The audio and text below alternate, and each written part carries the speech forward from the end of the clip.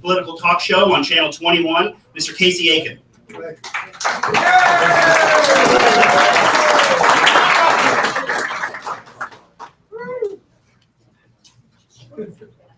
Hi, everybody. My name is Casey Aiken, and welcome to Republican Party Candidate Forum for those running for Maryland Congressional District 6.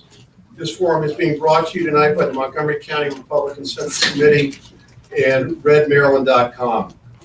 As you all know, Maryland's 6th Congressional District is one of the largest geographical congressional districts in the United States due to the gerrymandering district lines that were followed after the 2010 election. Excuse me. Better? Yeah. The district covers all of Garrett, Allegheny, and Washington counties and parts of Frederick and Montgomery counties. The district is presently represented by Democrat Chris Delaney since 2012. This year,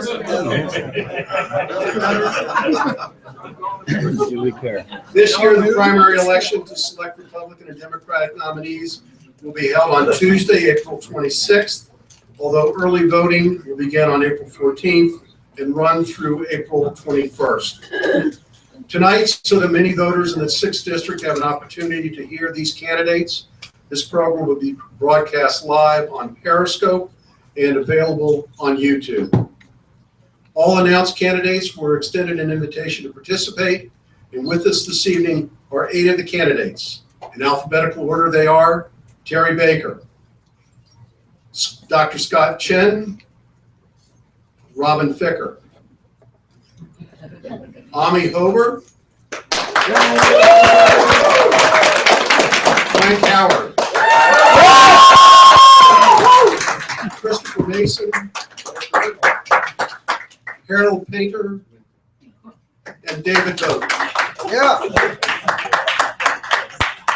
We have a wonderful panel tonight. We're pleased to have as our guest panelists Brian Griffiths, Editor-in-Chief of redmaryland.com, Kat O'Connor, Communications Chair of the Montgomery County Republican Central Committee, Matthew Foldy, Young Republican of the Year, and Dee Hodges, President of the Maryland Taxpayers Association. We will focus our attention on the major topics which impact the unique congressional district. In addition to questions from our panelists, prior to the start of the evening's event, the audience was asked to provide questions, and selected questions will be read by the panel. In addition,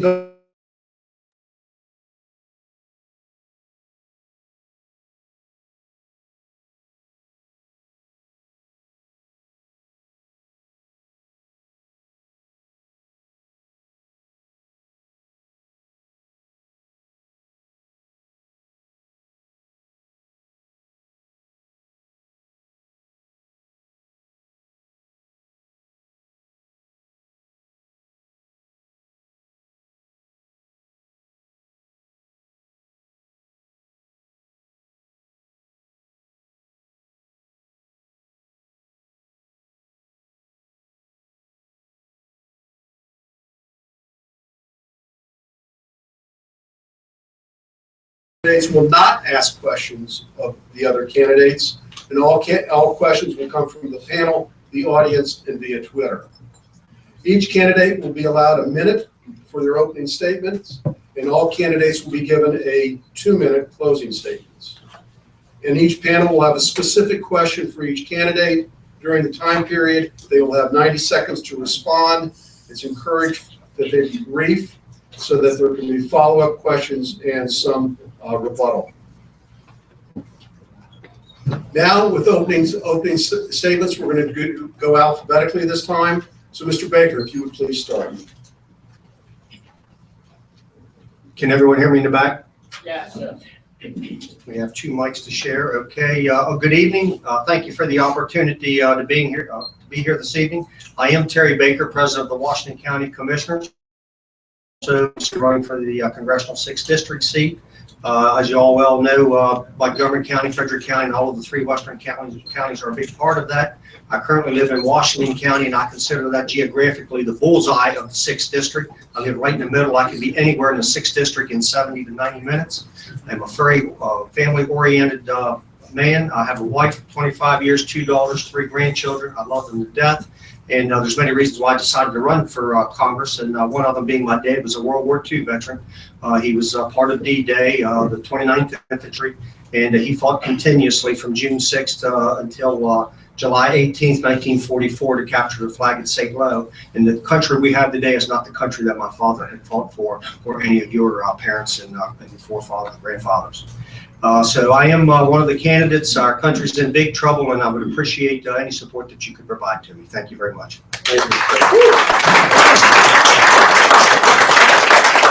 Scott Chen, please.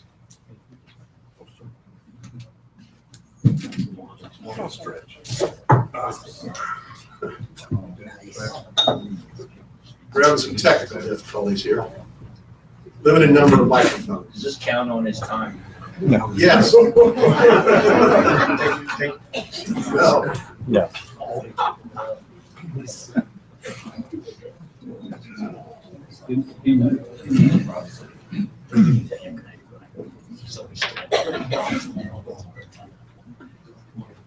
That's it.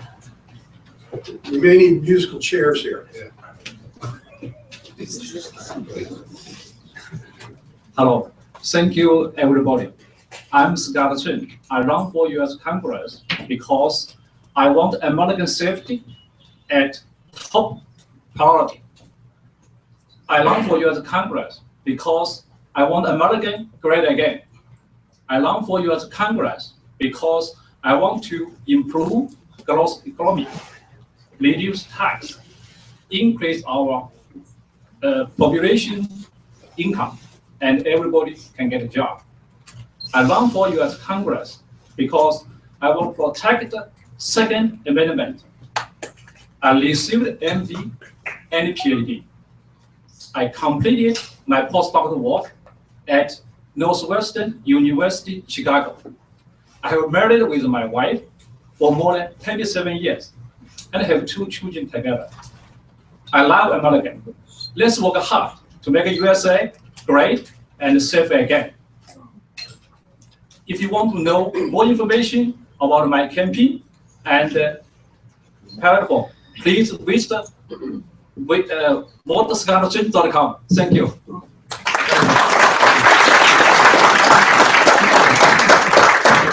We're going to add an extension to that microphone. So we'll wait until that's done.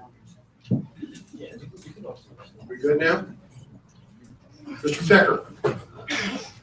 Ladies and gentlemen, Republicans of all ages, welcome. Your victory is a national record to pass a taxpayer protection measure at the local level against such difficult odds.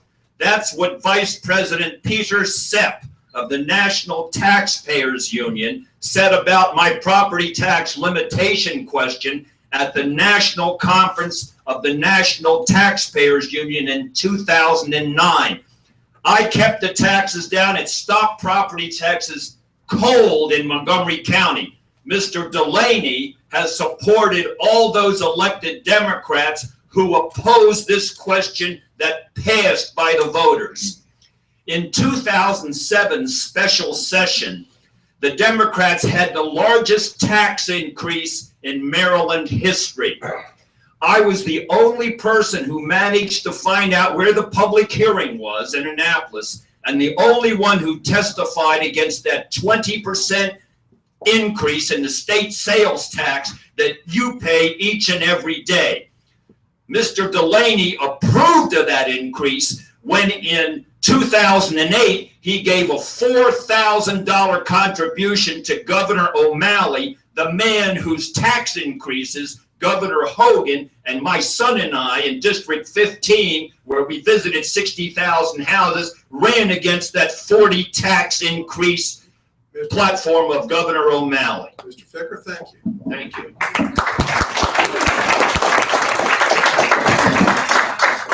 Ami Hober.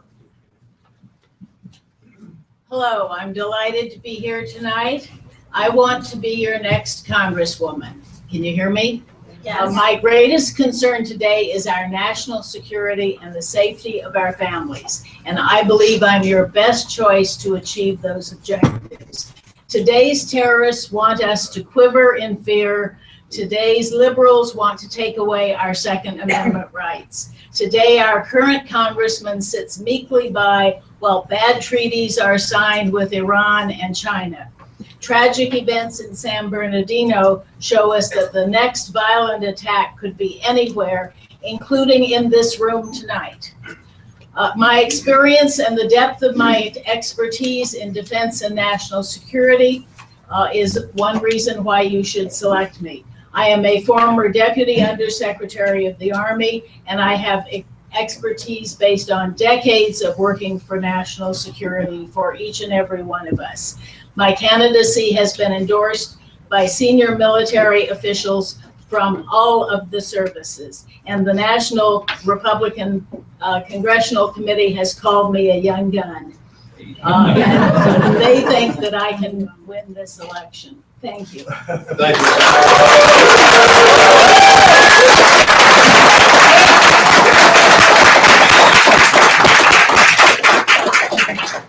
Frank Howard.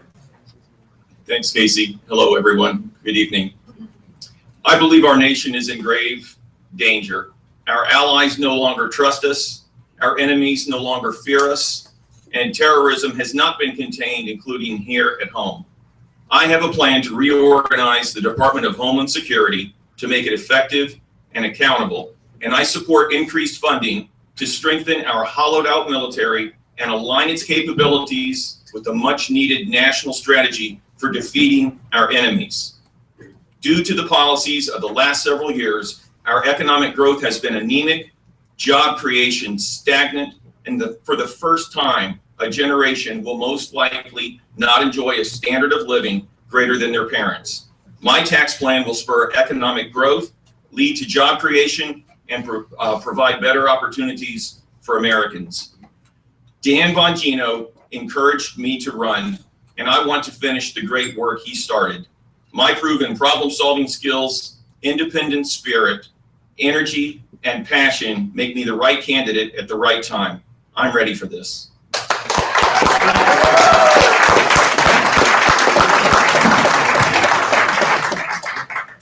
Chris Mason.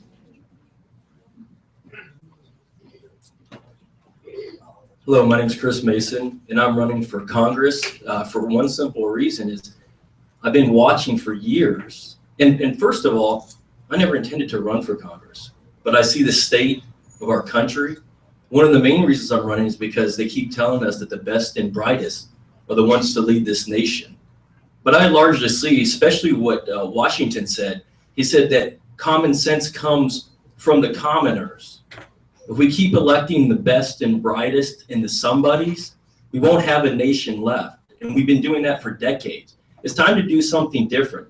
Elect somebody who's a nobody.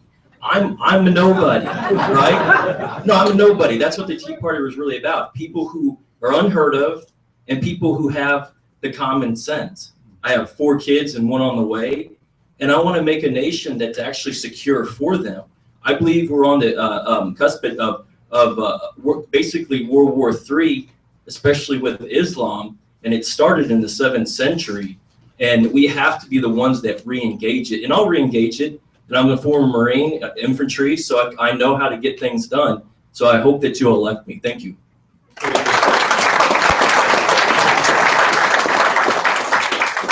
Pass that next to Mr. Painter. Who's next to you? I'm Harold Painter. There's basically 2 main things that I'm running for in my candidacy for Congress. First, I want to restore the working man to the middle class. Everyone talks about the deteriorating middle class. No one talks about who's being kicked out of the middle class. We need to bring manufacturing jobs back to America in general and to Western Maryland, where I come from originally, specifically. The second thing I'd like to do, I'd like to cut down the mountain of debt the federal government's created, the size the federal government has grown to, the amount of rules and regulations the federal government's enacted. They're out of control. They've got to be put back in control. I think I'm a good candidate for the 6th Congressional District. the last 30 years. I've been CPA practicing right here in Montgomery County. The 24 years I had before that, I grew up in Allegheny County. I think that gives me a good background to understand the people at both ends of this very diverse geographical district. Thank you. Pass the microphone down to Mr. Vogt. Before I introduce myself, if the moderator wouldn't mind, can we please pause to pledge allegiance to the flag before we continue with this debate? That's right. I have no problem with that whatsoever. Good job.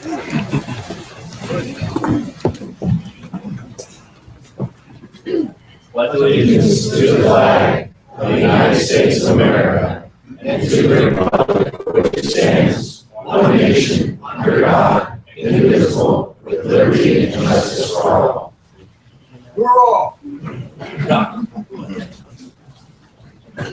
Thank you, Mr. Moderator. I'm Delegate David Vogt from the 4th Legislative District, United States Marine backgrounds, and I think the youngest guy up here, so you probably all think I'm crazy. But, you know, I'm a member of the largest group of Republicans we've seen in the House of Delegates and in the General Assembly of Maryland in the history of the entire state of Maryland. And you know what that tells me? It tells me the same thing seeing over 100 people in this room tonight about a 6th congressional district race. Is there's hope right here in the 6th congressional district, folks. And I see it in Annapolis with the governor.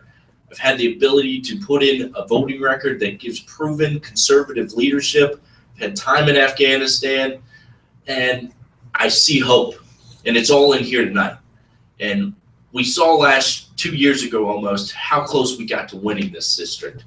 We've got an opportunity to not only win the presidency, but also to send proved conservative leadership from this district down to Capitol Hill. And we're going to do it in 2016.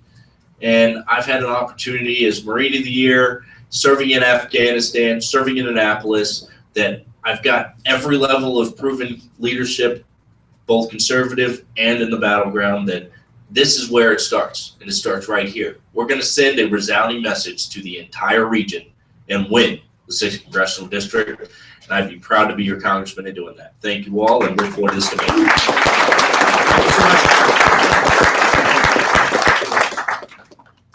Excuse this brief commercial interruption. We have a petition in the back that I wanted to let you guys know about. Brad Botwin and Dick Jergany have copies of it. If you want to talk about it, it's for term limits here in Montgomery County. Might be a good idea for some of the people in Montgomery County office to move along. And if you're interested in that, talk to the guy holding it up with the cowboy hat in the back now. Thank you. Thank you, Michael. Now we'll get into our question and answer period. As I mentioned before, we've broken it into 4 different segments. The first segments will be on economic growth, taxes, transportation. And while the Federal Reserve may believe that the national economy is improving, there are still few signs at the state and local levels. For example, yesterday, Macy's announced that it was closing 770 locations across the country, including one in Hagerstown. Our panel is going to address those types of issues with you during this next segment. We're going to start with Mr. Griffiths. My first question is for you, Mr. Painter. You have proposed higher tariffs on imported goods, citing the need to improve economic conditions in Western Maryland. These kind of higher taxes are protectionist in nature and are not in line with current and modern conservative views on trade. How will your tariffs improve economic conditions if they will raise prices on consumer goods for Western Maryland residents? First off, they're not protectionist in nature. There's 2 different types of tariffs, if you ask me. There's protectionist, where you say, we just want to keep out competition. We want to keep it all to ourselves. That's not what I'm talking about when I'm talking about tariffs on imported manufactured goods. I'm talking about a level the playing field. I've looked into, not that I'm some super genius, but you can look at this stuff. What they pay working men in China, what they pay working people other places in the world, you simply cannot ask an American working man to compete with $3 an hour or less labor. You cannot do it. Now, if the foreigners can make a better product, then we should buy a better product. But we can't ask our working men and women to work for virtually slave labor. That's my position. Ms. Connor. Good evening. The current administration is giving $150 billion to Iran. How would you have used that $150 billion to stimulate the American economy? Who's that directed? To Mr. Howard. Kat, the question is how would I direct 150? The question is how would I direct $150 billion to the American economy? That's a good question. I think I would probably, if I was king of the world, I would probably put it to reducing our national debt. Mr. Foley. So thank you all for being here and for stepping up and running in the first place. My question is going to be for Mr. Baker. Mr. Baker, Congressman Delaney is in favor of widening I-81 to help lessen traffic congestion in Washington County, as I'm sure you know, and Governor Hogan announced plans to allocate around. That mic is So Congressman Delaney is in favor of widening I-81 in Washington County to help lessen traffic congestion, and Governor Hogan recently announced plans to allocate around $45 million for it. Do you support widening it? And if elected to Congress, how do you plan to work with Governor Hogan to allocate federal funds for transportation projects in Maryland? You might want to repeat the question. No, I understand the question. I-81, I currently live in Washington County, and where I-81 is, there in Washington County, it's approximately 10, 11 miles from the West Virginia line to the Pennsylvania line.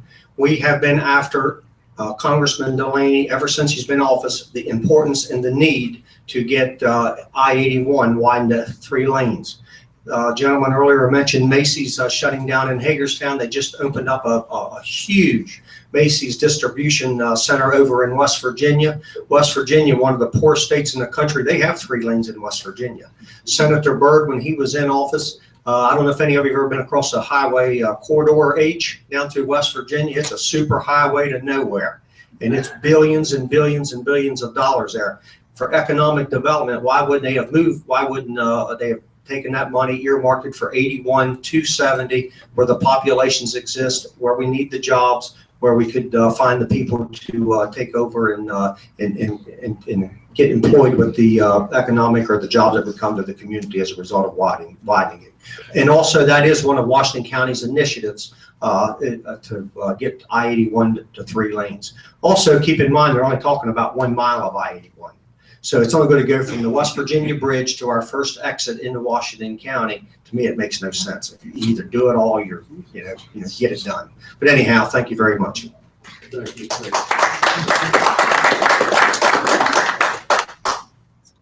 Ms. Hodges? Come up here. My first question really isn't a question, but I've put on your table there in front of you the Taxpayer Protection Pledge. And for the benefit of the audience, I'll just read it. The candidate in question pledges to the taxpayers of the state of Maryland and to the American people that I will, 1, oppose any and all efforts to increase the marginal income tax rates for individuals and our businesses, and 2, oppose any net reduction or elimination of deductions and credits unless matched dollar for dollar by further reducing rates. The Maryland Taxpayers Association has stood for paying fair taxes to government, but taxes that are low enough so that all of the creative individuals out there can go out there and be creative and have a great economy. And I urge each one of you to sign this, and I would like to give maybe a couple people bragging rights. Who has signed this pledge? Okay, Frank Howard says he's already signed the pledge. I signed it, dated it, and returned it to the organization in DC about 3 weeks ago. Thank you very much. Robin? Mr. Ficker? Yeah, I'd like to talk about taxes a little bit in Western Maryland. And by the way, I've never met a Western Marylander that I didn't like. I'm using Western Maryland as a foundation not as a stepping stone as Congressman Delaney is. I was the only one to testify against the bag tax in Montgomery County. John Delaney wasn't there. I went to the state legislature and testified against the 87% increase in the gasoline tax. John Delaney wasn't there.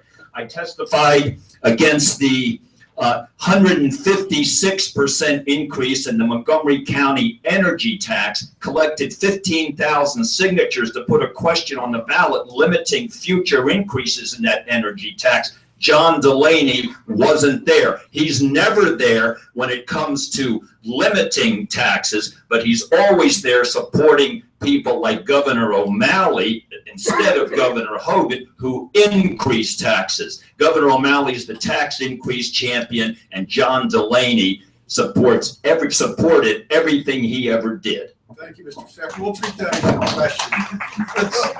Since you grabbed the open mic. We're going to hold off, Mr. Vogt. We're going to go through the questions. If there's time for rebuttal and follow-up, we'll get to you, all right?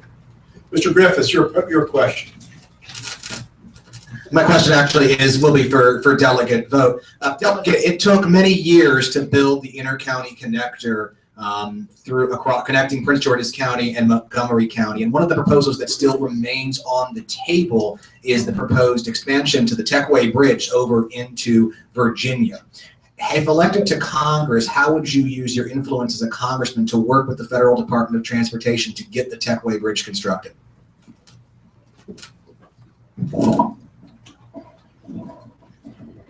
Thank you for the question. And one of the major issues has been the transit systems in this part of the state, and throughout the whole state. I've had meetings with the governor's staff. I've had meetings with Congressman John Delaney, who's failed to do anything to make a difference.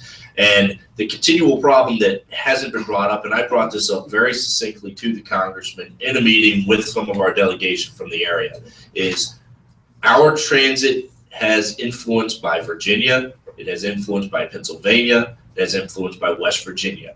We need to bring the leadership from the state level in with the federal level. And in addition to that, we need to bring private investors into that have personal growth and development ideas that it worked with Virginia, and make it a joint public-private effort through all levels of the government, and make this an effective change that we can get this active and really moving forward, instead of what everybody likes to do in Annapolis is always study, instead of actually getting something done.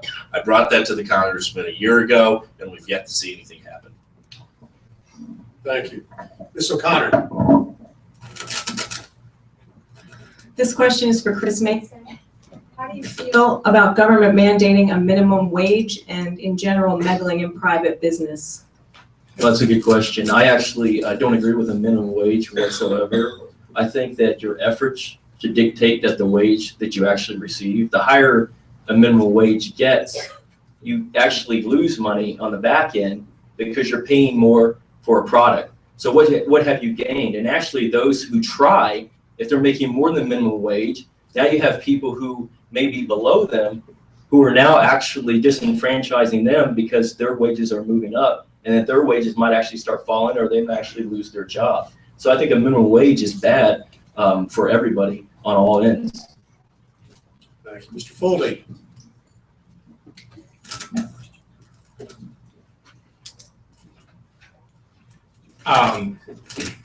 Mr. Painter,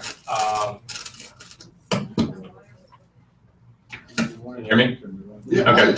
Mr. Painter, in addition to I-81, I-270 is another transportation issue that's come up in this race. Mr. Ficker has said that one of his New Year's resolutions is to add 2 new reversible lanes to it. Would you support something like that? And if so, how would you propose to pay for it? Well, in the short run, I would support something like that. In the long run, I think the better answer is to move a lot of the federal government out of Washington, D.C. There are parts of the federal government that have to be here, Defense Department, CIA, FBI, things like that. How about we move the Department of Agriculture to, I don't know, Kansas City, Omaha, somewhere where it maybe belongs, okay? We could fix a lot of the traffic problems around here by paring down the size of the federal government, by relocating some parts of it to places that make more sense for it to be. So that's my long-term solution, is to move a lot of the traffic out of Washington D.C. by paring down the size of the federal government. Thank you. Ms. Hodges?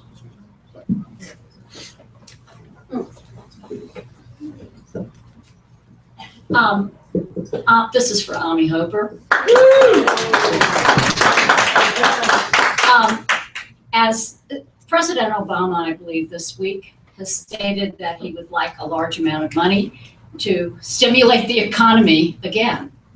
The economy is not really doing so well. How would you work to reform the federal government, either cutting departments or cutting things that they do, or possibly, or how would you work to stimulate the economy? Would you cut taxes, or would you prefer government spending on shovel-ready projects?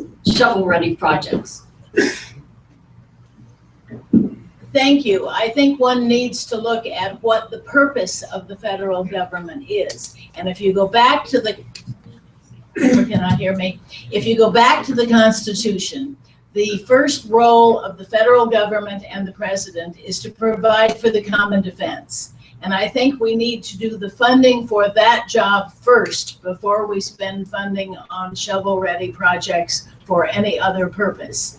I would look at trying to get a balanced budget as rapidly as I could in Congress. I think we need to cut the size of the federal budget, not just move them out of town, but actually cut them here in town.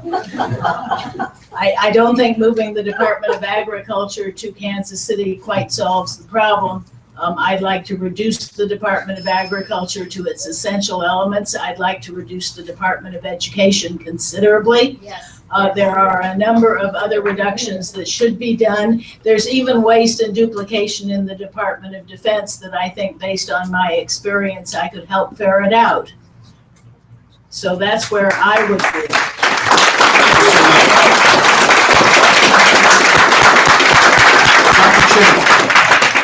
Congressman John Delaney has filed legislation to create a nationwide access to free pre-K for 4-year-old children, and he will do this by raising taxes. Would you support a similar proposal? No, first of all, I don't want. Hello, okay, you hear me? Yeah. Okay. I don't want to, I never support the increase tax, okay? But I support education. But the money is like this way. We firstly improve economic growth.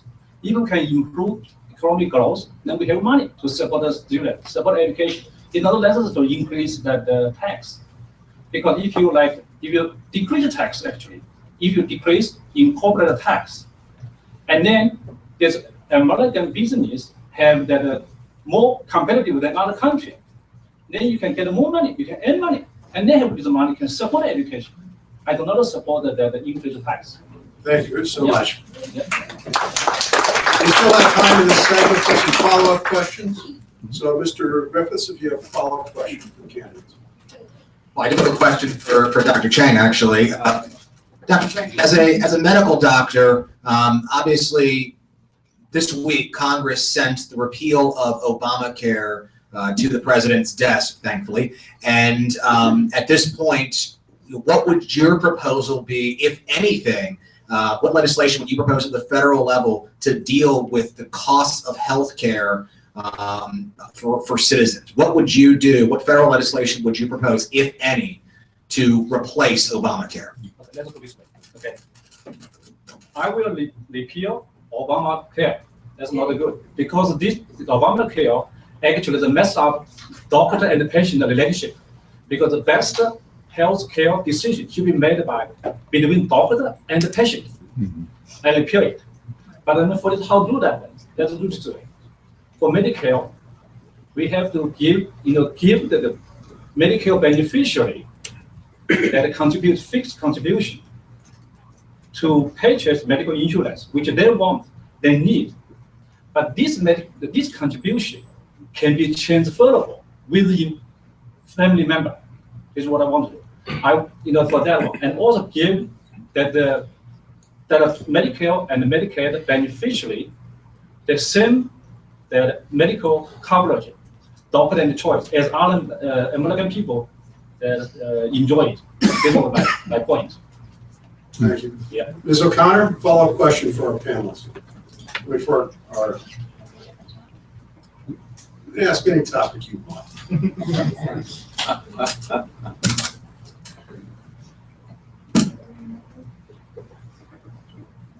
Okay. This question will be for Ami Hober. Do you support the TPP agreement? For those who don't know, the TPP is the Trans-Pacific Partnership. It's a trade agreement between the United States and Asian countries. That's actually, at this point, a very difficult decision to make because I have not read it in its entirety, but I have some major objections to it. NAFTA cost Maryland a number of jobs, I think something like 1,500 jobs. The TPP is very much a reflection of NAFTA in its approach to managing trade. I think we need to look very carefully at how it would affect Maryland itself. The other thing that I primarily object to here is it's a take-all vote. It does not allow amendments. It does not allow consideration of changes. And just like I did in the Iran agreement, and we can talk about that later if anyone wants, I object to things that are a take-all approach to the world. I think the Congress is entitled to review carefully and consider options. Thank you. Mr. Foley.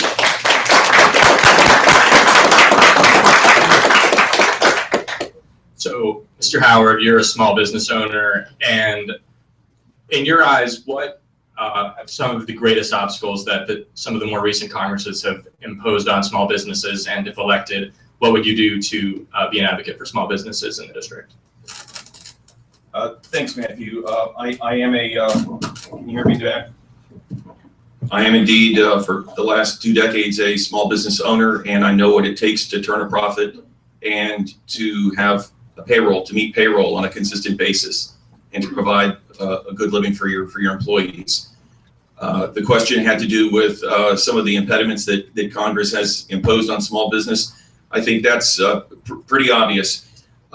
There is a tremendous need in this country for Congress to go back to doing one of its basic jobs, and that is oversight of the various government agencies that crank out regulations and rules and decrees and guidance documents by the thousands. It was just announced by the Competitive Enterprise Institute just a few days ago that for 2015, that number was over 3,400 of them versus, for example, 87 laws that were passed by Congress in 2015.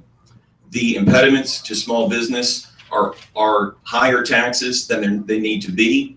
And of course, the regulations that constrict what they can do. Regulation is restrictive to the entrepreneurial spirit, and it keeps a lot of businesses from expanding and hiring. So some of the things that I think have been put in place that the next Congress and the next president, who hopefully is a Republican, could be taken away or lessened are regulations and the burdensome taxes that impact most small businesses, because small businesses don't have an army of accountants like a Google or a Microsoft to get their tax rate down. They have to pay the going rate, and that's very hard on small businesses. Thank you. Delegate vote. The Republican majority of this Congress has been severely criticized for not exercising their power of the purse. If you were elected, how would you enforce Congress's mandate to keep our national security and our budget in line? It's very rude of you to talk. Women talking. Hey. To use a some of the work in the legislature, Governor Hogan is an example. Governor Hogan has the strongest power of the budget in any state in the entire United States of America. And because of that, he was able to, along with the 64 of the Republicans in the General Assembly last year, put forth the most fiscally responsible budget that we've ever passed in 40 years. And he took advantage of that.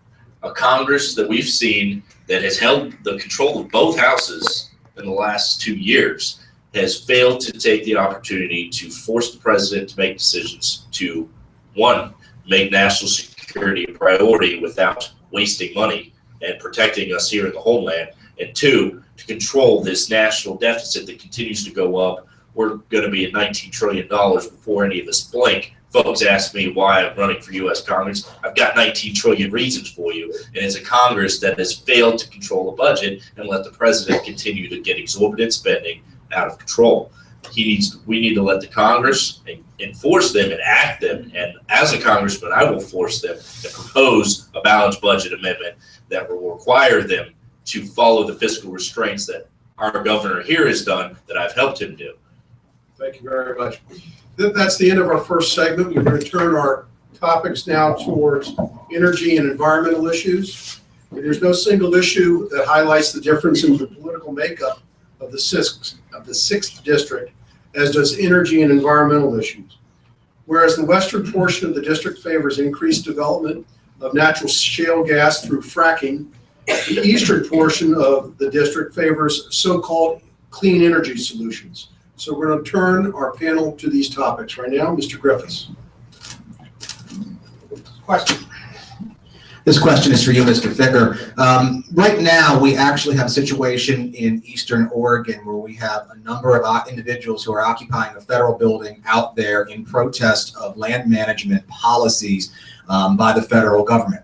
Now, land management policies, of course, are set by Congress, and more than likely, as a junior member of Congress, this is an issue which you may wind up having to deal with on committee. What is your opinion on land management policies, and is too much land management entrusted in the federal government?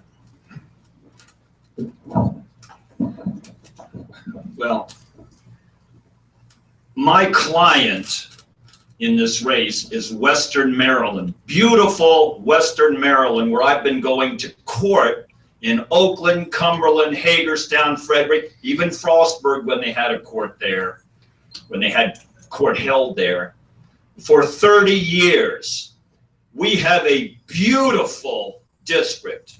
And I'm not going to worry so much about Western Oregon. I'm going to worry about what the people in Western Maryland want. And I have visited them for the last 30 years, not just during this campaign. I'm going to be working with Governor Hogan, who is an expert on land management in Western Maryland. He's spent a lot of time there. And when he looks down on the hill, he's going to think he sees himself, because I'm going to be carrying out the policies of Western Maryland with his help, proper land management, keeping our Western Maryland beautiful for the people who live there and who have grown there. I was appointed to West Point by a congressman from Western Maryland. I've lived here all my life, and believe me, Western Maryland, you're going to have an environmental hero. I had a case which prevented Metro from taking parkland.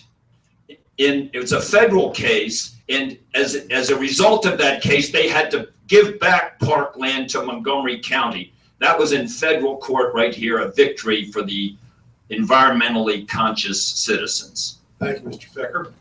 Ms. O'Connor. This question is for Mr. Baker. Do you think that climate change is the biggest threat we're facing as a nation? If not, what do you think is the biggest threat we are facing? Well, for me, obviously, climate change is not the biggest threat for Americans today. I think we all know what the threat is. You have these terrorists out there. They want us dead. They hate us. And that should be one of our, if not our top priority here in the United States, is to figure out a way to keep them off our backs eliminate them, do what we need to do to get rid of them. And, I think that's way, way more important than climate change. Thank you. Can I say something? Can I answer that question too? I really like things. Yeah, Well, I've been thinking about it for a long time. It's kind of letting the cat out of the bag here, so why don't we save that? Okay. We have time at the end. All right. So this question's for Dr. Cheng. We were alluding to fracking in Western Maryland in the opening part of this segment. So I'm curious if you support the use of fracking in that region as a way to keep it competitive with neighboring states like Pennsylvania. You talk about the company for what? Business or what is company? What is it? Can you repeat the question, please? So for fracking in particular, as an energy source, do you support using it in Western Maryland as a way to keep that region competitive with Pennsylvania, for example? Actually, I support the use. Right.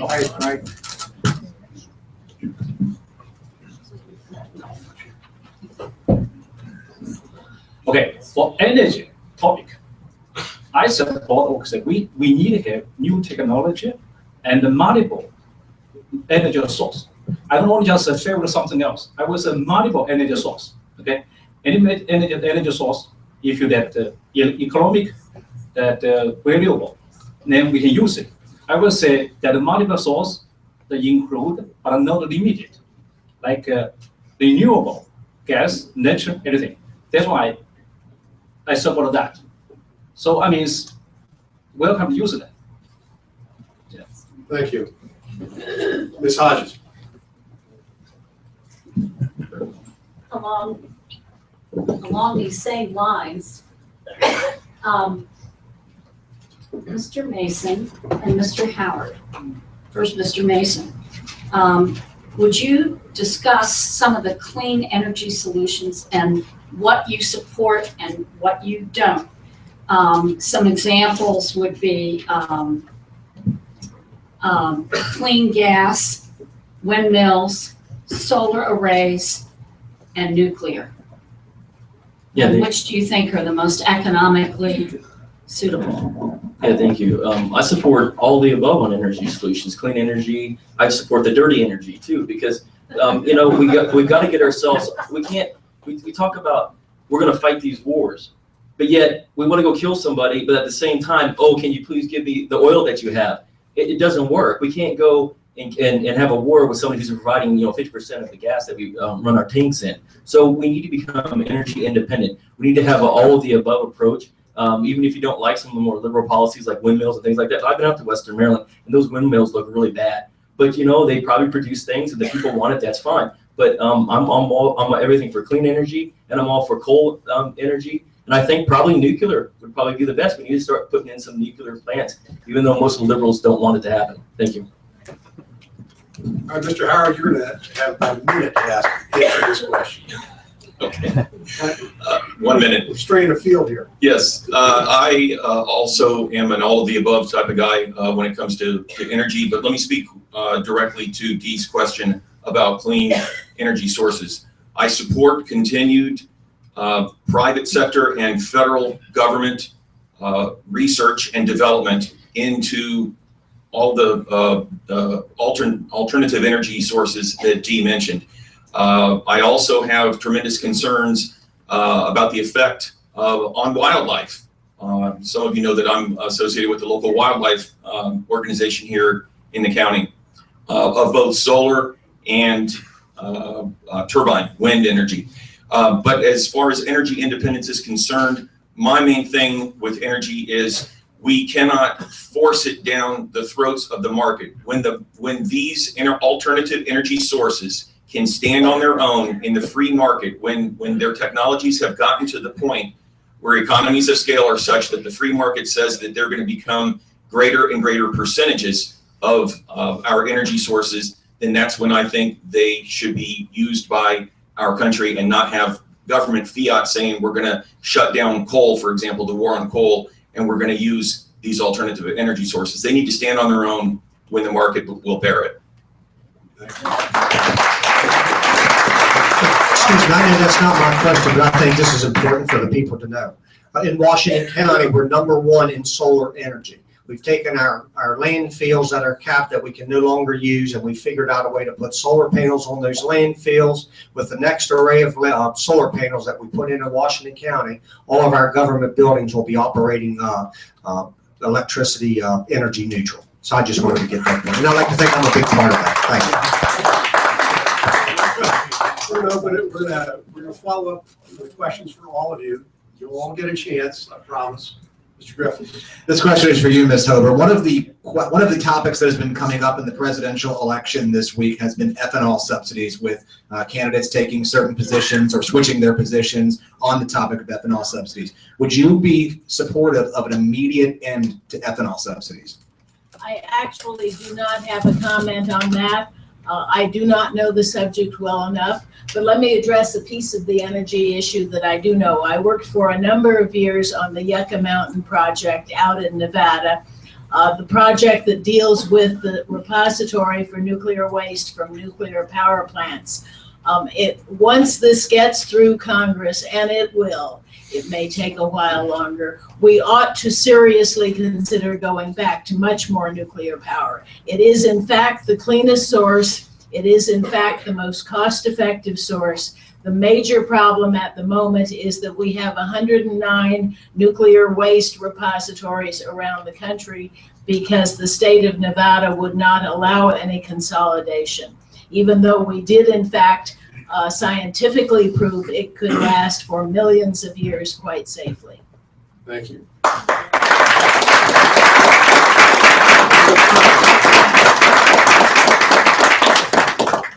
This question is for Dr. Chang. What is your position on mandatory labeling of GMOs?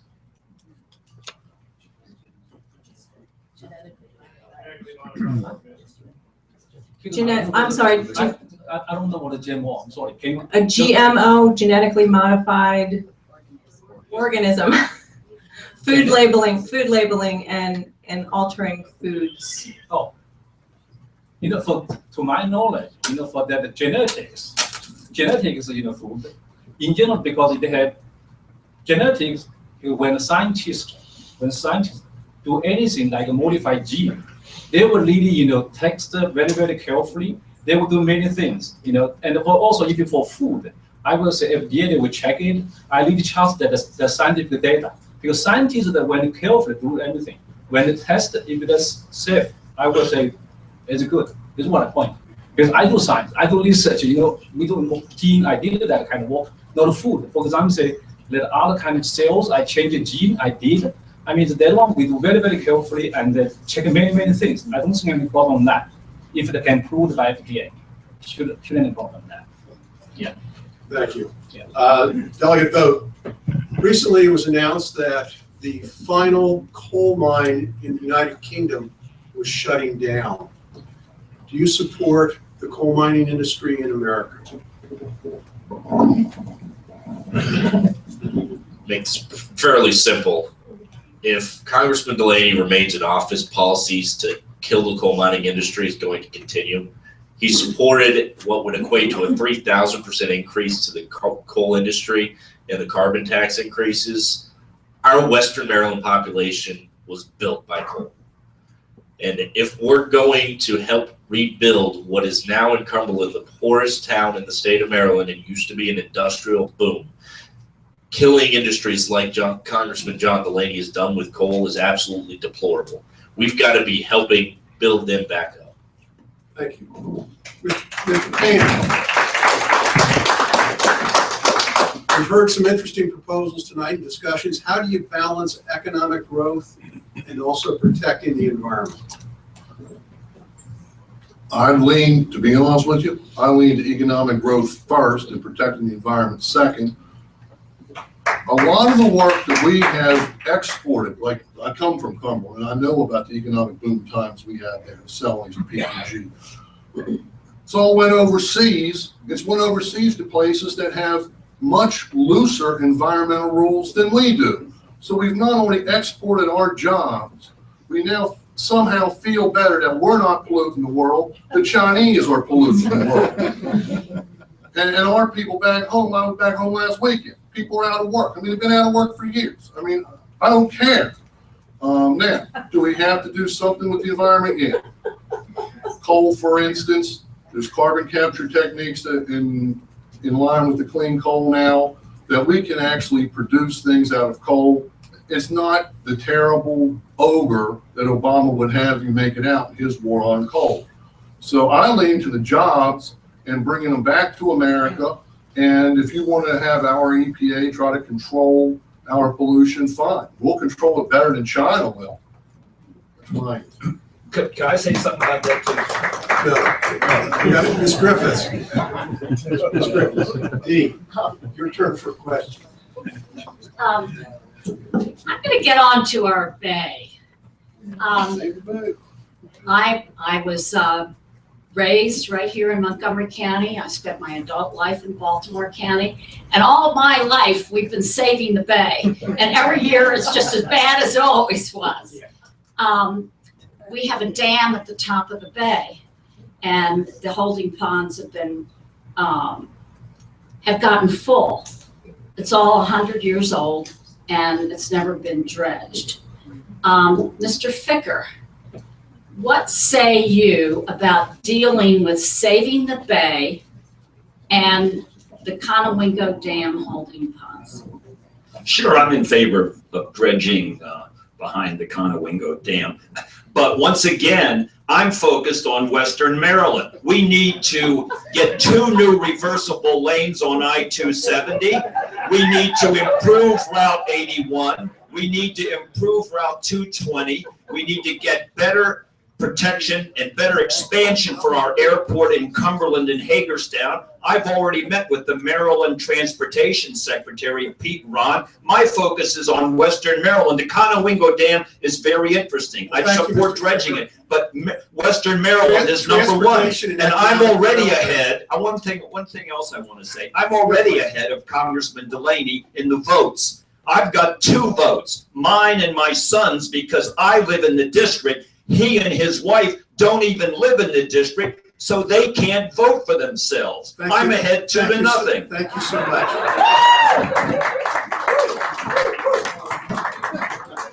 Before I leave, I did promise this topic, I promised Mr. Mason an opportunity to address an issue. Yeah, what was the issue again? What was the greatest threat? I think it was, what was the greatest threat? Oh, the environment and the greatest. Global warming. No, global warming, I believe, is a total hoax, because every time we talk about global warming, we never run how come when global warming is mentioned, we never run to capitalism? We always run to socialism or communism. So that tells you right there the reason behind global warming. And the greatest threat to America, I used to think, was Islam. The greatest threat to our country is the Democratic Party.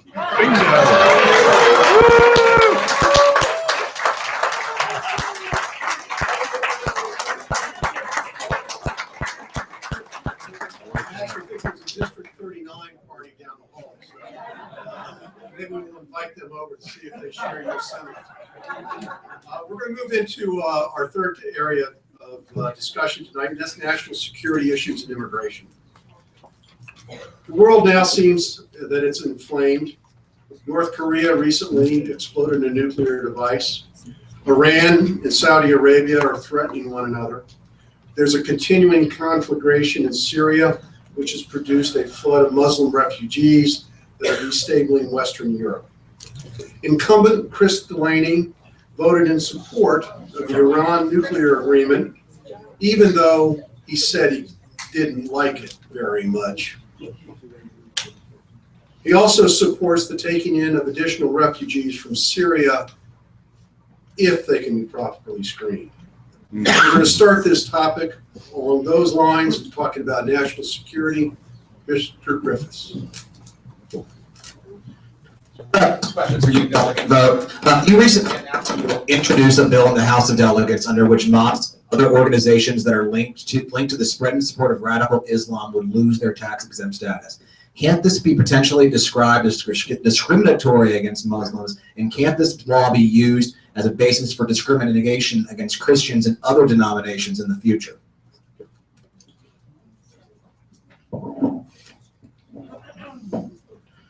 A couple of issues with that. If anybody were to look at the proposal that was released, it was clearly indicated Masan organizations that can be linked through the Department of Homeland Security of having ties either indirectly or directly to terrorism. If there's anybody that can argue we shouldn't get rid of folks that have ties to terrorism, then they're not American.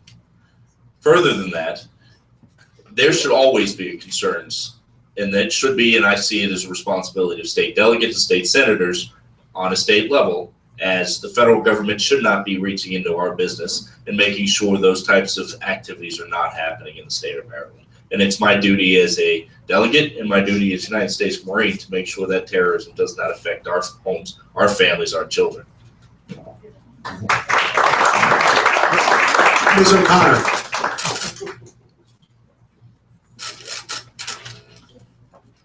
This question is for Frank Howard. Do you support our governor's position of not allowing refugees to come into the state of Maryland without proper background checks? Why or why not? I support Governor Hogan 100%, and the day he came out with his position, I was on Twitter and my campaign Facebook page lauding that. I think what he's doing, along with 30 some other governors, is the smart thing to do. I mentioned it or alluded to it in my opening statement.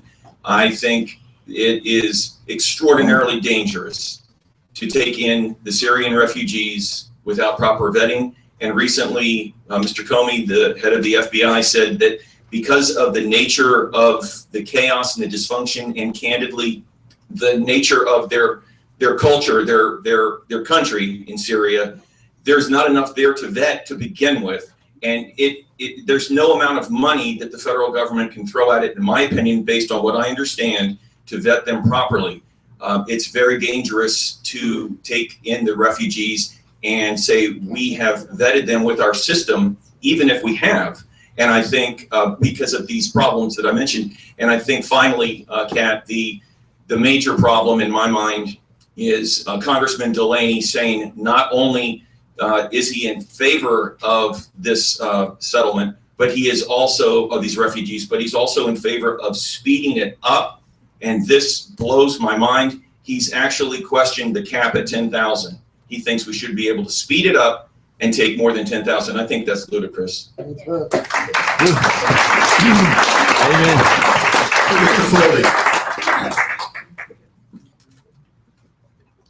Ms. Hofer, your background is in national security, and so I'm curious, in light of all of the latest round of chaos in the Middle East, in the aftermath of Saudi Arabia executing around 47 people, including a cleric whom Iran had asked them to not execute, I'm curious, and then after that, several countries have severed their diplomatic relations with Iran. However, others have also sided with Iran against Saudi Arabia. So I'm curious, whose side should the United States be on here, if any side at all? Thank you. That's a difficult question, of course, today, because things are evolving very rapidly over there. I think our current posture of trying to mediate between the two sides and calm them down some is exactly right. But we have to understand that the Shiite-Sunni disagreement goes back to some very fundamentals in their religious doctrine. It's been going on for some thousands of years. We are not likely to solve it overnight. And I think the most important thing we can do is to carefully assess whatever we decide to do in terms of its objectives, in terms of what we expect to get out of it, what we're going to do, and how we're going to end whatever it is we're going to do. Over the years, one of the toughest problems in looking at military adventures, and for that matter, diplomatic adventures in these sorts of conflicts, is to decide how to end them. One of the great men I worked with many years ago wrote a book called Every War Must End. And that's something that I think every person in every administration ought to read that deals with national security. Thank you so much. Ms. Hodges.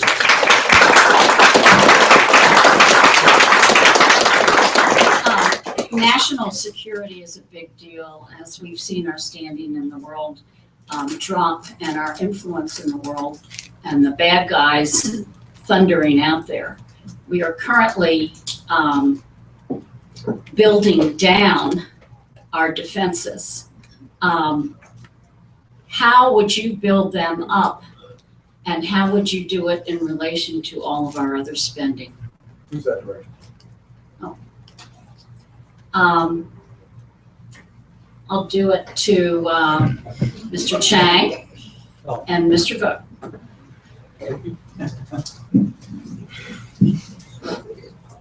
You hear me? Thank you. Okay. You know, I will say strength, national defense, and increase intelligence service capability. And also that rebuild our military, restore the faith that in our national defense for to protect our people. Yeah, and I oppose any defense cut. You know, I think that Obama they passed some $1 trillion defense cut. I oppose it if I'm that congressman. I mean, we have to have strongly national defense. Yeah, that's what my point. Mr. Vogt. Yeah.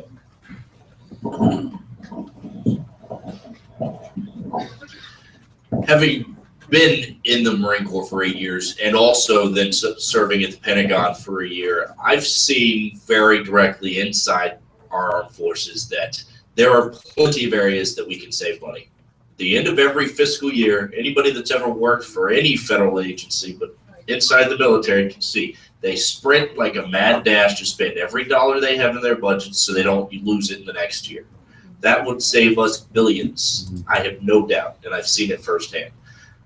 And where we save that money, we then can focus into areas that are in desperate need of attention.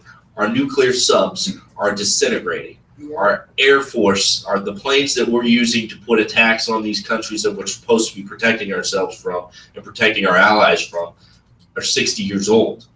There's areas that instead of doing what the president has done and failed policies of trying to just completely disarm our military, we can cut areas and refocus it into those needs that are high priority and to be able to allow us to continue to still protect ourselves and do what we need to do without exorbitant spending over what we can afford. And then we can get back to what we should be doing, that's protecting our homeland and standing by our allies in Israel. Mr. Booker. Congressman Delaney has been quoted as saying that immigration reform is a moral and economic imperative, and that he is a strong supporter of comprehensive immigration reform, including a path to citizenship for more than 11 million undocumented immigrants. Do you support Mr. Delaney's comments about immigration reform? There are millions of very bright people around the world who would make very fine Americans that could contribute to our society and bring jobs to Western Maryland. And I'm all for a path for letting those people come to the United States. If people are here illegally, it's a legal process. You have to go through the legal process just like you do when you get married, just like paying taxes is a legal process. There should be a legal process for people to go through to become citizens, and I'm for that. I'm not for very much of what Mr. Delaney says or his indecisiveness on Iran. I'm pretty much opposed to Delaney down the line, and that's why we need to get rid of our recumbent. Thank you. Mr. Mason, how would you address national security issues if you were elected to Congress? Well, first of all, if I'm elected to Congress, national security on immigration, that's probably one of our weakest points, because having weak borders allows any and all people around the world to get in, including ISIS and Al-Qaeda or any one of the alphabet terrorist organizations. What we need to do is we need to stop immigration altogether in this country. We did that in the early 20th century. All immigration into this country needs to be stopped. That's okay. We need to stop it for one reason. We have 95 million people out of jobs in this country. We're going to bring more people into this country, and we can't even vet the ones that we are bringing in. And at the same time, the opponents, the Democrats, they use illegal immigration to usurp the Republican vote. 70% of the people that come in this country illegally end up voting Democrat. So it's just a voter registration drive for the Democratic Party. And also, we protect this country by we project strength around the world. One of the things that we don't do, especially Obama's made sure of that, is that we were weak. We need to protect. One of the first things we do is put all the post-World War II bases, shut all those bases down in Europe, save that money, and reallocate the military to fight terrorism in the Middle East and around the world. We actually need to fight the people that want to destroy us. Thank you.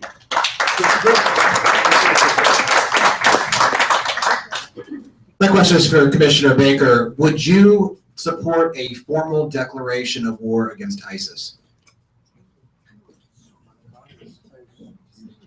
What are we waiting on?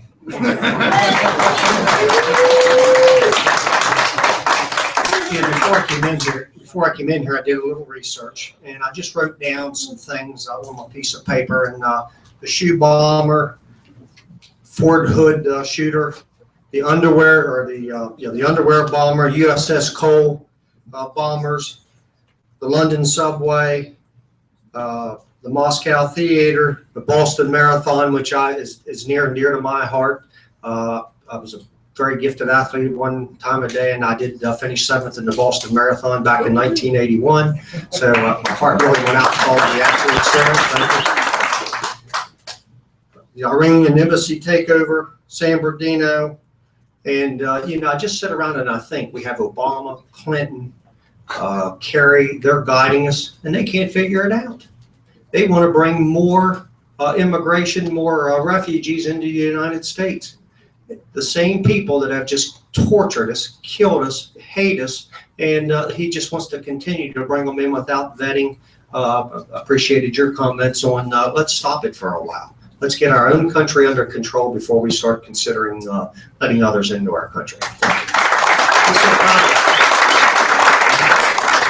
One other comment. I don't know if I were in war, I think the last people I'd want in my foxhole would be Clinton, Obama, either one. Obama, Kerry. I'd have to take them out first.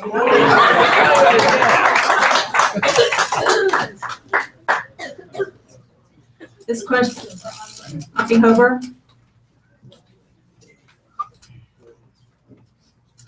The president has promised to use executive orders to essentially change the Second Amendment. Do you think what he has proposed is necessary? And do you support a citizen's right to self-defense in both private and public? This is easy. This is easy. We own guns. Mic's on. How do I turn the mic on?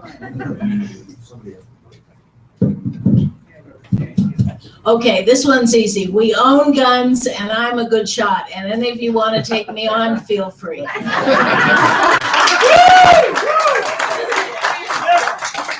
support the Second Amendment. I support the Constitution. I will not stand idly by while this right of ours is being threatened. Mr. Painter, you've been ignored so far about national security issues. We'd like to address the question to you. What is your view about immigration and our national security issues? I think immigration is both a national security problem. Sorry. This mic isn't working. Can you hear it now? Yeah. All right, thank you. Yeah, I do think immigration is both a problem for national security and for what's, to be honest, my main agenda is for restoring the American economy and the working man to the middle class. We simply can't have a porous border that anybody can walk across morning, noon, or night. You just can't have it. We must secure the southern border. We must vet anybody coming into the country. And I'm sorry, and the people in the Mideast that are in a terrible place, let them go to Saudi Arabia or other places over in the Mideast where they fit in, where they're not culturally outcast. You don't have problems like what happened in Germany today, where you had a bunch of people, a bunch of men who had come from the Mideast that weren't accustomed to how to act and treat women in Western civilization. Let them go to a country where they are comfortable. So I would like to slow down or stop Mideast immigration, and I want that wall on the Mexican border. We're now into our last segment of questioning. This is going to be our potpourri segment. And it's going to be, all of the topics are going to be available to be asked. We're starting with Mr. Griffiths.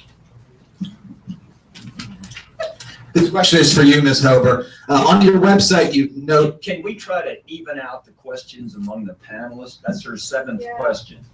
Yeah. Actually, we've been pretty equal, Mr. Becker. You're doing a pretty good job.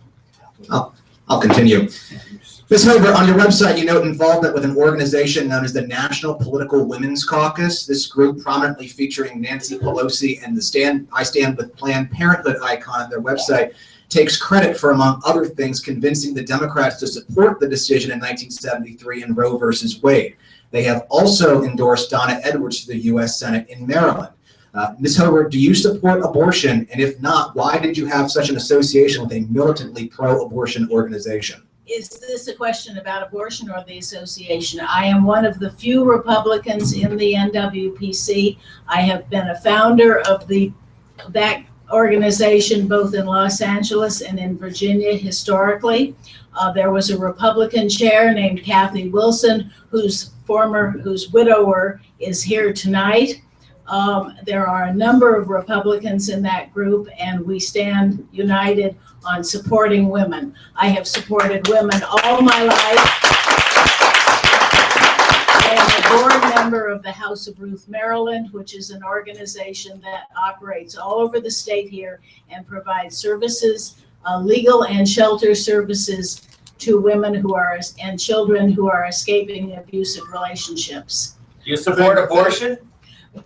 I was asked about the NWPC. I do not think that that's a reasonable issue. That is settled law. I have sworn. Funding is settled law.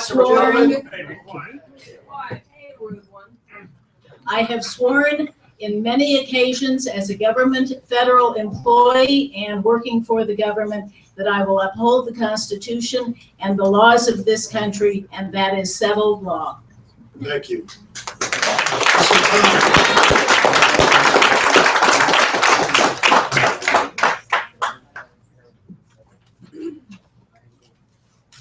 Okay, this is for Mr. Ficker. We can talk about policy and positions, but the fact is you have to raise money to win this race, and you have to attract voters from other parties, be it Democrat or independent. How do we get there? How do you get there?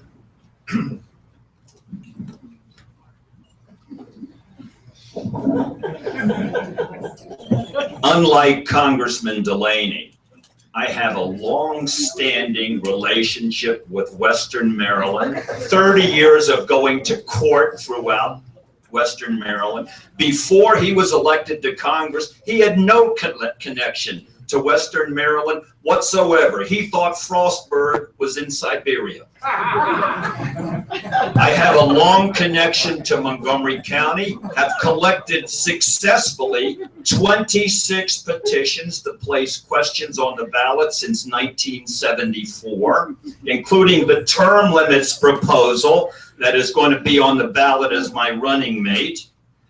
Those questions have gotten 2 million votes in Montgomery County. I've collected 400,000 signatures for these questions, a long-standing history in both the Apple, which is Montgomery County, and the Orange in Montgomery County. I do not have just a recent campaign interest in Western Maryland. I've been going out there for 30 years to court, and that's where the life of the county comes in Western Maryland, right through the courthouse. So, you know, I expect to have a adequately financed campaign in this primary, And from there, although I don't expect to match Mr. Delaney's millions of dollars that he's going to pile in right before the election as he did in the last election, I expect to defeat him in the debates, to defeat him in experience. I put the question on the ballot to keep the dump out of Avenel right behind his house. He didn't do a darn thing about it. Thank you very much, Mr. Fick. Mr. Foldy. So this question goes back to national security for Mr. Howard. As I'm sure everyone in this room knows, Congressman Delaney held a town hall at Beth Shalom Congregation in Potomac to hear what members of the community had to say about Obama's Iran deal. After that, he announced he was undecided. And then he joined the rest of Maryland's Democrats in the House in supporting the deal. So I'm curious, in light of Iran's recent tests of ballistic missiles, as well as their past and current support for terrorism, what you would have done differently with Iran, and simultaneously, how you would reassure Israel that the United States is their ally, given the tensions that we've seen in the past under this administration. Excellent question.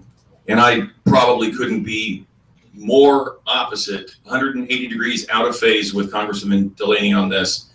In fact, when Senator Barbara Mikulski from the great state of Maryland was the 34th U.S. Senator to say that she was going to vote for that agreement, it meant it was veto proof.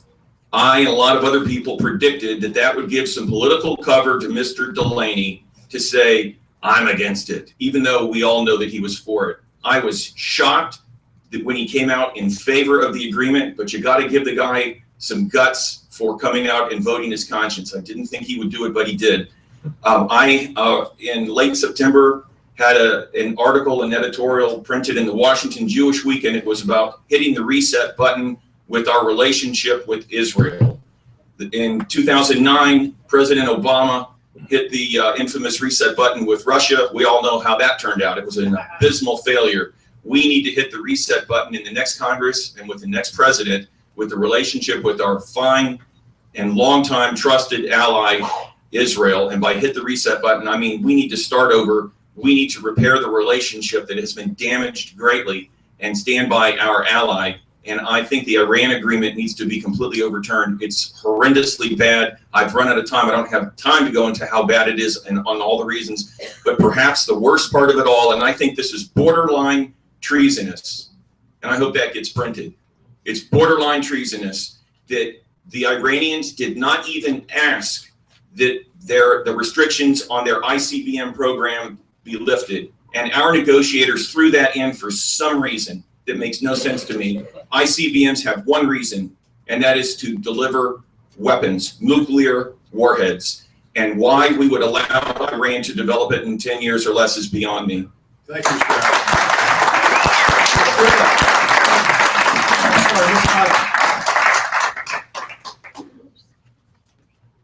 Just broke everything. Nobody's really mentioned the middle class and the economy. Somebody who hasn't really spoken, Mr. Mason, how would you go about strengthening the middle class? The middle class has been losing membership. Some have moved on up, but the average income in the country has gone down from around 54,000 to around 51,000. And I realize this is a broad question, but maybe you could attack it a little bit. Yeah, it is a broad question. There's a lot of factors. I think one of the main ways to help the middle class is to get the government out of the way. Get the government out of the way of business. Allow the states are sovereign in most of what the federal government is doing. We should shove a lot of what the federal government is doing down to the states, take away regulations, and allow the businesses to produce, which will create jobs and better jobs for the middle class. You don't have to even worry about where you're going to put those jobs. They'll just start popping up everywhere. It's just like in SimCity, if you ever played that. You do what you're supposed to do, and they pop up. They will. It's be organic. The federal government likes to control things and it always retards everything. When you get the government out of the way, it actually helps people to prosper. It's very simple. The federal government doesn't do much. It was never designed to do much. It just never does what it's supposed to do and always does what it's not supposed to do.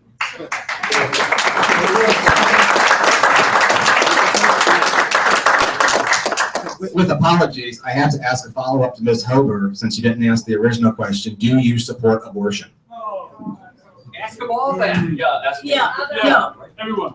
Yes. Ask them all that. I'm a mother, I'm a stepmother, I'm a grandmother. I think I understand in ways unique in this group of candidates for you about the preciousness of life.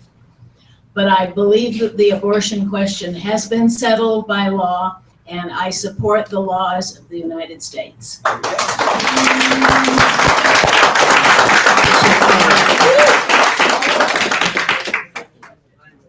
Let's ask them all.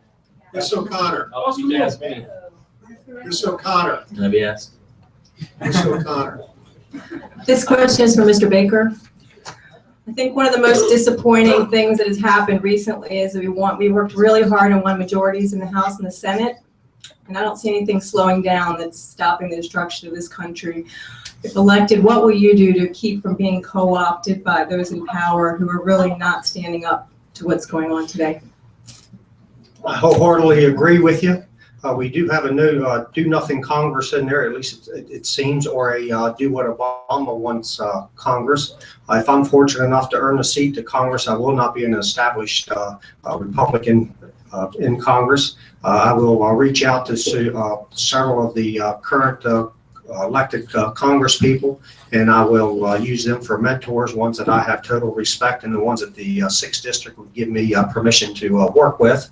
I do like to consider myself, I have tremendous ability in working with the people of my mindset and what I'm hoping to accomplish. But you are right, Congress has done very, very little in there, at least as far as what I like to see happen.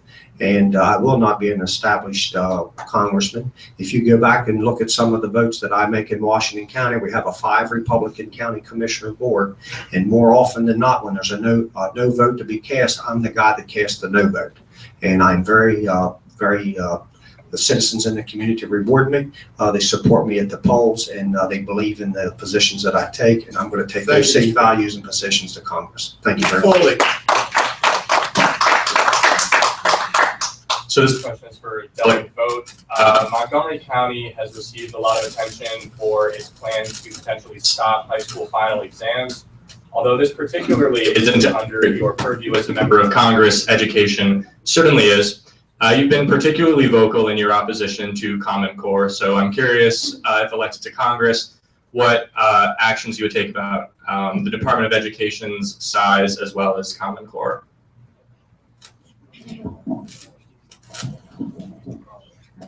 Thank you for the question, Matthew. And to be very clear, before answering the question, I protect life, whether it's an unborn child or someone that's died.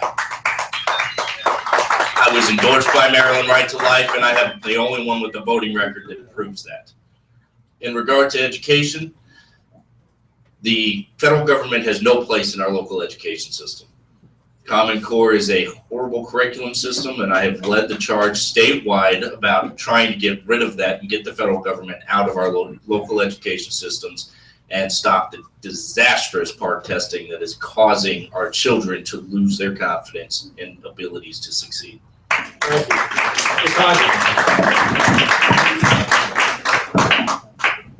I just got a little text message. Do any of you not live in the 6th District? My goodness. Okay, I'm going to, I had a question along the lines of the bureaucracy. The Congress has lost much of its power or let much of its power go. The president, through executive orders, issues orders, and the bureaucracy relentlessly issues regulations. Which bureaucracies would you strip first? Mr. Painter. First bureaucracy I'd like to attack would be the EPA. They've done more to damage jobs in America. They've done more to reach into your backyard than all the other organizations put together. That's the first one. The second one I would attack would be the IRS. I'm a CPA. I work with the IRS every day of the week. And I can tell you, they really don't care about right or wrong.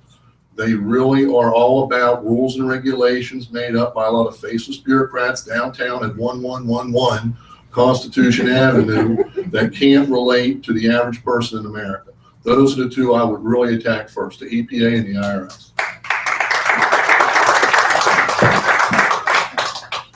We're almost out of time, so we're going to go through the panel one more time.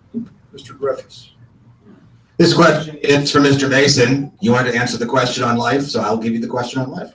No, thank you very much. Yeah, we already have laws on the book that you can't murder. An abortion is murder. If you want to have an abortion legally, it should be done, as it always was, in a hospital with a legitimate doctor who can make that determination between doctor and patient. What we got to get rid of is wholesale abortion, as the Planned Parenthoods are obviously using it to make money and to sell parts, and it's a greedy organization. So abortion is abhorrent.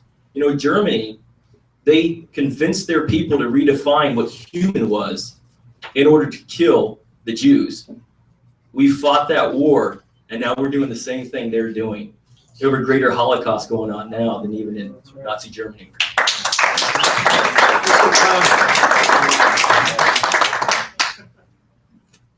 If I may, I'd like to ask a simple yes or no question to each candidate. I asked this question before, I did not get an answer. Do you support a citizen's right to self-defense in private as well as in public? Yes or no? Yes. Yes. Yes. Yes, strong supporter of the Second Amendment and the Constitution. And so am I, yes. Yes, we have the right to bear arms. Yes, I definitely do as well. I would say.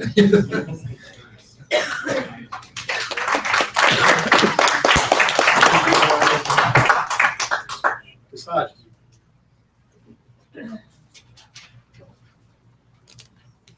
We're running out of time and out of questions, but would you support congressional term limits for both the Senate and the House? I'd like to go down the line with that. That's a yes or no question. Yes or no? Real quick. We'll go in the opposite direction. Yes. Answer yes. Yes, I would as well. Yes, I do too. This may almost get boring, yes. Yes. Fresh ideas, I put it on the ballot 3 times in Montgomery County, for goodness sake.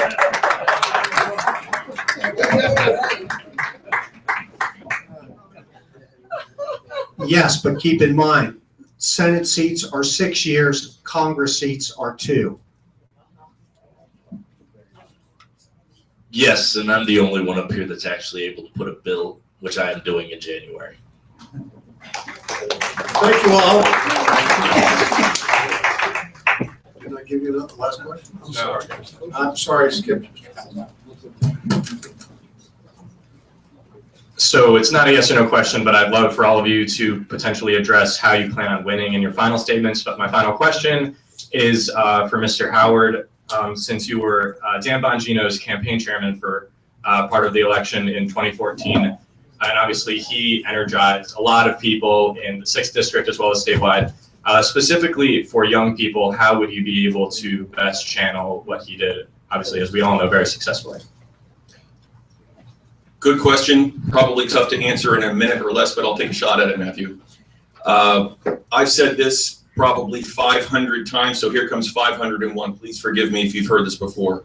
Dan Bongino is a national treasure. That man has greatness in his future, and whether you agree with me or not, I think he's a tremendous patriot, and he has the ability, since that was the nature of your question, to motivate people that I haven't seen in quite some time, including young people.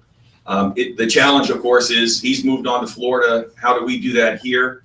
I think by just reminding young people that if you're 28, 30, 32 years of age, you've got a college degree, and you're living in mom and dad's basement, there's a reason for that.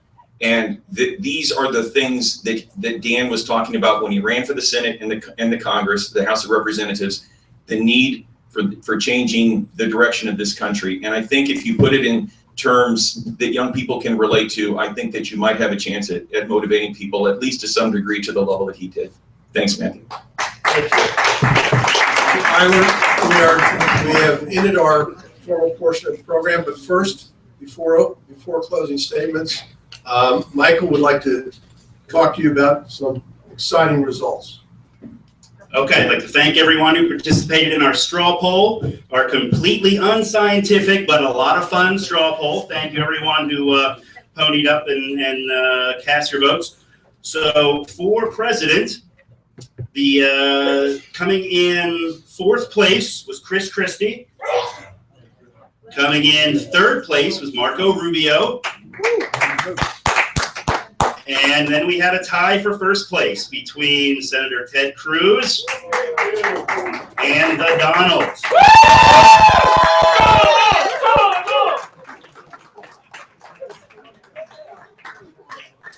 All right, if there was an audience participation portion of that vote, I think the Donald would have carried the tiebreaker there.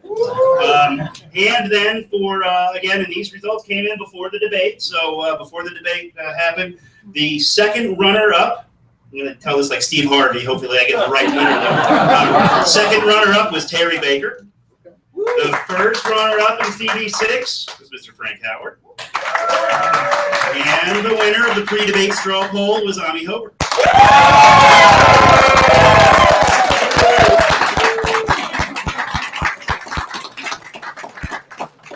All right, candidates, now your opportunity to close out with a 2-minute closing statement. We'll start again. We'll do this alphabetically. Terry Baker. Thank you. Again, I'd like to thank everyone for coming out here this evening. I'd like to thank Delegate Vogt for remembering the Pledge of Allegiance. That was very, very appreciative. And for myself, I'm fortunate enough to earn the voters' support and respect here in the 6th District. I will never forget where I come from and who helped me get to Congress. I will seek out your organizations all over the 6th District that are involved in my campaign and help me get there. And you will be giving me some guidance and some directions as to how I should be making votes for our 6th District. In Washington County, when I first decided to run for a county commissioner, I was told to go join the Republican Club. I went and joined the Republican Club, and to be honest with you, that was 9 years ago. I'd never heard of it.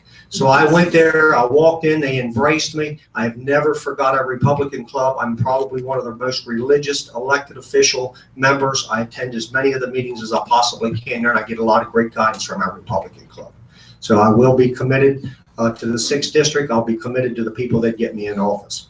As a candidate in Washington County, when I ran my first term, I received the second most votes as county commissioner. The second term, I had more votes than anyone in the history of Washington County, over 24,000, and I became president. The third term that I ran, I received even more votes. I received over 26,000 votes in Washington County, more than Dan Bongino, and that tells me that I have the ability to reach across the party lines. I could not get 26,000 votes in Washington County if I didn't have the support of the Democrats and the Independents. And that's very, very much needed here in this district.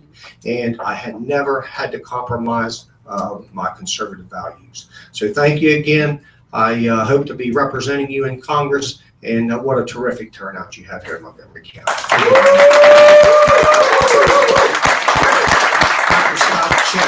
For one thing, I am pro-life and no support to child parenthood. Planned Parenthood.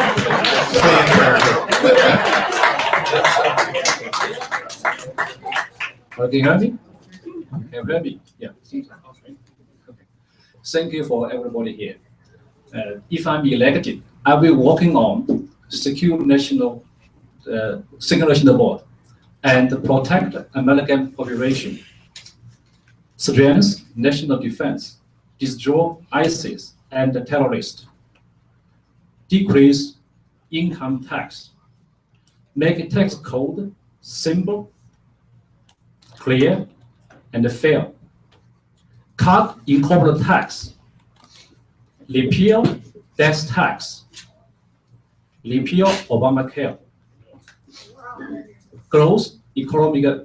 improve economic growth, create job, protect Second Amendment, offer good environment to science and education, offer more opportunity to veterans, allow eligible veterans to use GI Bill to ensure small business loan instead of education. I love America. Thank you.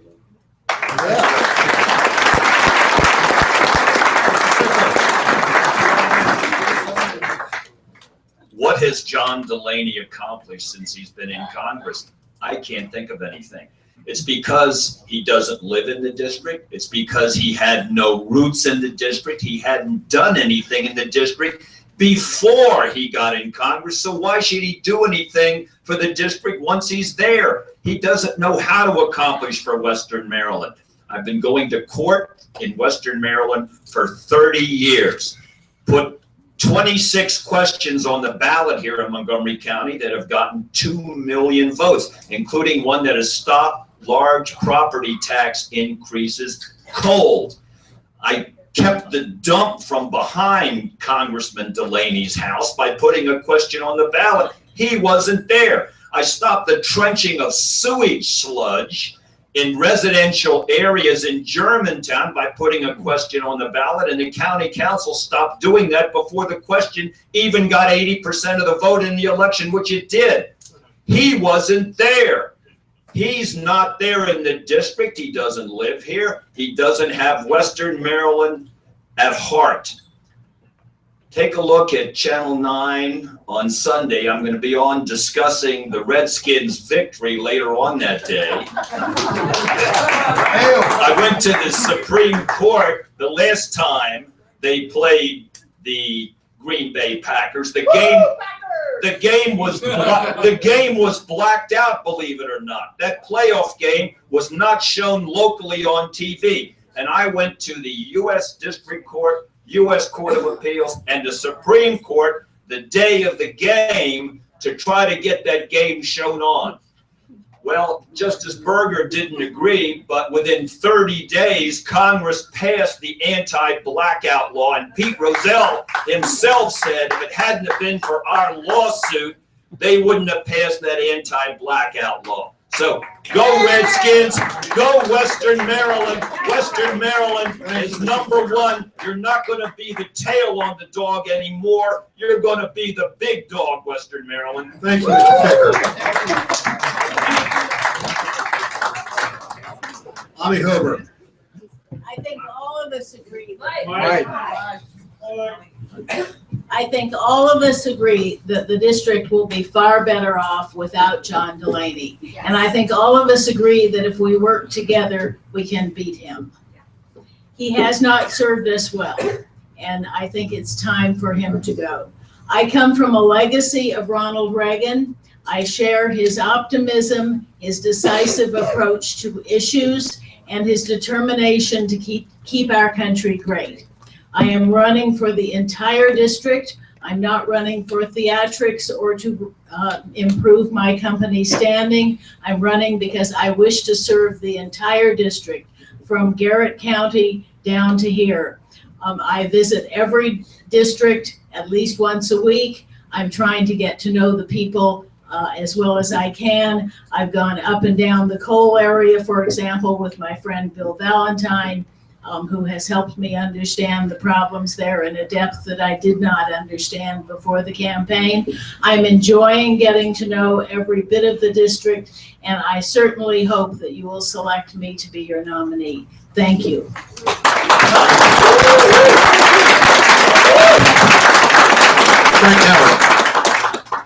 Thanks, Casey. Ladies and gentlemen, the House of Representatives is where the battle for America's future is being waged. The world is becoming increasingly dangerous, including right here at home. Our borders are like a sieve. No one can argue that our economy is headed in the right direction. The national debt is spiraling out of control and is on an unsustainable trajectory, and the Constitution and our liberties are being eroded. This is not the time for the status quo, for just continuing to kick the can down the road. We need strong, resolute leadership to make the changes required to get our country back on track, to make the tough decisions, to do what's right, even when it isn't easy or popular. You, the voters of the 6th District, are not likely to elect someone who represents old school ideas, and you're not likely to elect someone who would sic the IRS on religious institutions. We need a candidate who has a plan. I do, and am all about national security, the economy and jobs, and fixing the chaos and dysfunction on Capitol Hill. We need a candidate who is a proven problem solver, is independent-minded, and who has the character, judgment, integrity, energy, and passion to bring meaningful change to Capitol Hill. Ladies and gentlemen, I am that candidate. Thank you, Brad. Mr. Mason.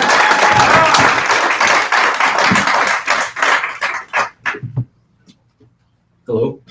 I started off the debate by saying I was a nobody. I just want to finish by saying I'm still a nobody. I want you to take that away from this debate. And there's a reason. I dressed the way I dressed on purpose to distinguish myself, but also to say that we elect people into Congress that lie to us. And the dress of the liars are the suits. I will not be an empty suit, and I will never wear a suit if you elect me to Congress. Let this be the dress of the patriot. Let that be the dress of the patriot. And $174,000, congressmen get paid to do a really bad job. I'll take none of it. I donate all of it to the national debt. Let that be a litmus test. 19 trillion in debt. Can anybody up here take $174,000? We don't have $174,000. If you're a true representative, donate that money to the net paying down the national debt. Thank you, Mr. Painter. Basically, I'm all about trying to fix the economy, trying to rein in the national debt. Basically what I'd like to do, I'd love to cut taxes on the working people. Enough of the tax cuts for the wealthy. We need to slash taxes on the working man, make it easier for him to get by and to stimulate the economy. I do want tariffs, not talking about a protectionist view, at least I don't think so. I want to try to equalize out so that American business can compete with the rules he has to comply with the EPA, so the working man can compete against foreign labor that's working for a slave wage. I want to tell our allies they need to kick up. We're not the world's policemen. We don't have to go around paying to defend everybody else. Let Germany and Japan kick some money up into the coffers for a change. On the illegals, I'm sorry. I don't care if you've been here. I don't care if you've been working. If you're here illegally, you've got to go home. All right? That's my basic stance. Any more of it, it's all on my website. Thank you. Thank you. And Mr. Vogt, Delegate Vogt, you're wrapping it up. Thank you to all of you for being here and being involved tonight, and the moderators, the panel, everything. Without folks that are civically minded like yourselves, this doesn't happen. Without folks like yourselves, we can't affect change. And just thank you for the opportunity. And I am a basic guy. I fought through humble beginnings as a child. My mother did everything within her power to keep us off of welfare. I learned how to wash the feet of the people in the church that I grew up in, that my grandmother was the minister of. That taught me a service that I then was able to forge into a reality, 8 years in active duty in the Marine Corps, where I then laced up the boots that I wear on my feet still today, that were on my feet when I put terrorists in prison in Afghanistan, that my 5-year-old and 3-year-old sons wear around the house when they look up to me, and that I wear in Annapolis to stand strong and firm for you, the voters, and we the people that I will also continue to wear on Capitol Hill. Those are ideologies and principles you can't fake, you can't duplicate. They're experiences that are trial by fire, just like any time that my friend up here, Chris Mason, can also say, in all of the most harrowing events in world history, some of the worst you've ever seen, we send in Marines. I stand in Annapolis in the combat boots and look forward to standing with you as your boots on the ground on Capitol Hill in 2016. Semper Fidelis. Let's have a big round of applause for all the candidates tonight. It's remarkable the passion that they have for our country. It's terrific. I want to thank the panel for being here tonight. Thank you so much. Thank you, everybody.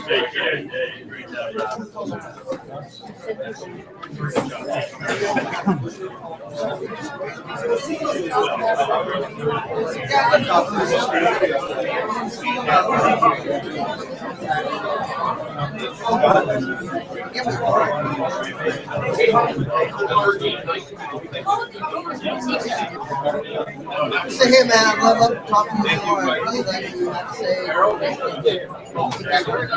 Thank you very much for attending today.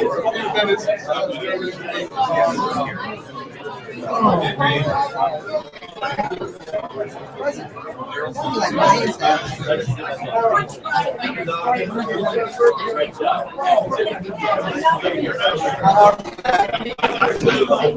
hard is